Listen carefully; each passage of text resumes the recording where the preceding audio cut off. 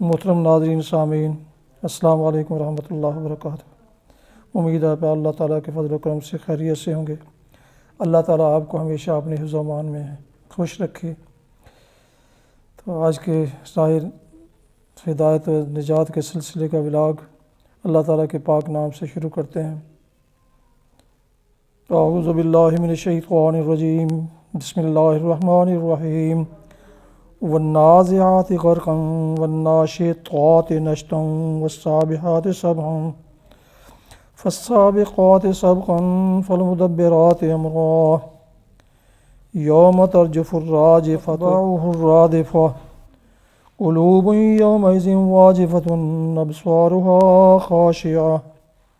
صدق اللہ العظیم و صدق رسول النبی الکریم وعلی ذلک من الشاہدین۔ سامعین محترم، ابھی آپ نے سورہ والنازعات کی آیات 1 تا 9 کی تلاوت سماعت فرمائی۔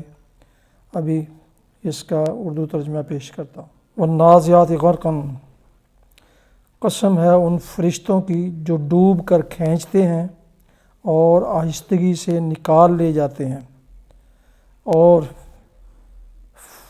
ان فرشتوں کی جو کائنات میں تیزی سے تیرتے پھرتے ہیں، پھر حکم بجا لانے میں سبقت کرتے ہیں، پھر احکام الہی کے مطابق معاملات کا انتظام چلاتے ہیں۔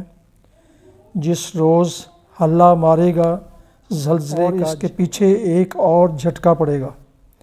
کچھ دل ہوں گے جو اس روز خوف سے کانپ رہے ہوں گے، نگاہیں ان کی سہمی ہوئی ہوں گی۔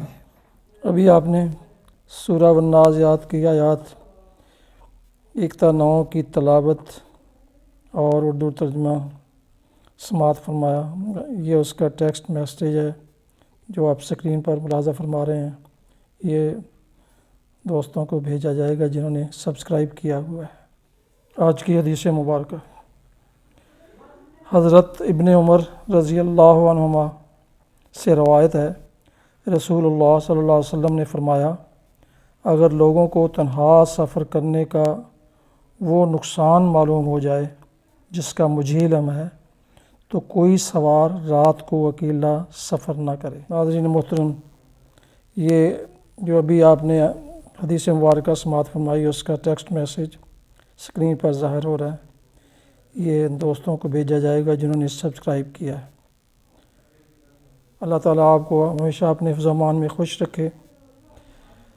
ولاگ ختم کرنے سے پہلے آپ سے گزارش ہے کہ اگر پسند فرمائیں تو اس یوٹیوب چینل کو سبسکرائب کر کے بیل آئیکن کو پریس کرنا نہ بھولیں، تاکہ آئندہ نوٹیفیکیشن آپ کو بروقت اس یوٹیوب سے چینل سے ملتے رہیں۔